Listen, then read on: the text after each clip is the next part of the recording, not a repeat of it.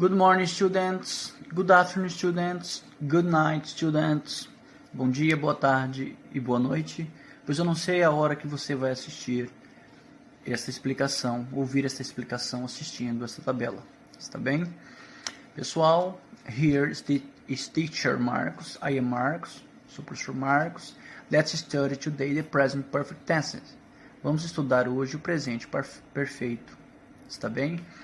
Um detalhezinho, este assunto já foi passado para vocês algumas séries atrás, está bem? É uma revisãozinha porque vocês revêem no segundo ano. Então, primeiramente, o que é o Present Perfect Tense? O Present Perfect Tense é quando você tem um subject, um sujeito, que pode ser o I, que é o eu, o you, que é o você, o they, que é o eles ou elas, o we, que é o nós, o she, o he ou it. O she sendo ela, o he sendo ele ou ela e o it sendo ele ou ela para objetos. Então, o Present Perfect Tense, ele tem primeiramente um sujeito, que pode ser um desses daqui que eu disse. E nós temos também um helping verb, que é o verbo auxiliar, que é o verbo have. Lembrando que o have ele tem duas conjugações. Ele tem o have e ele tem o has.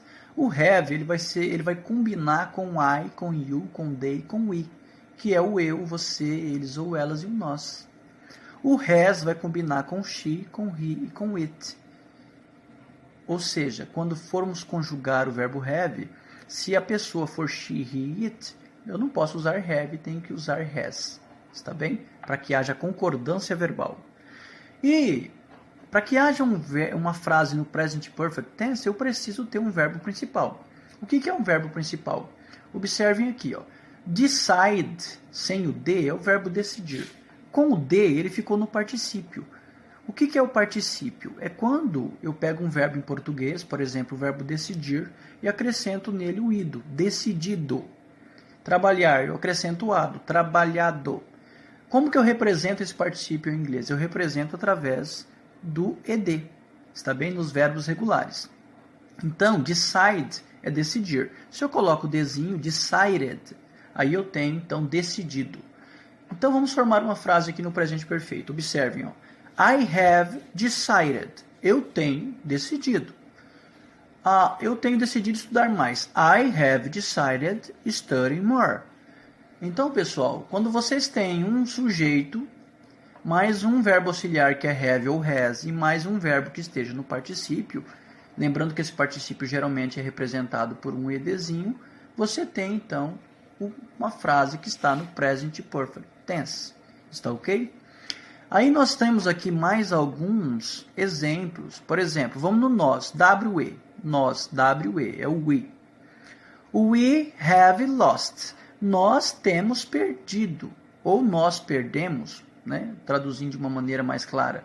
O nós tem, ao pé da letra, nós temos perdido. O lost aqui, por que não tem ed?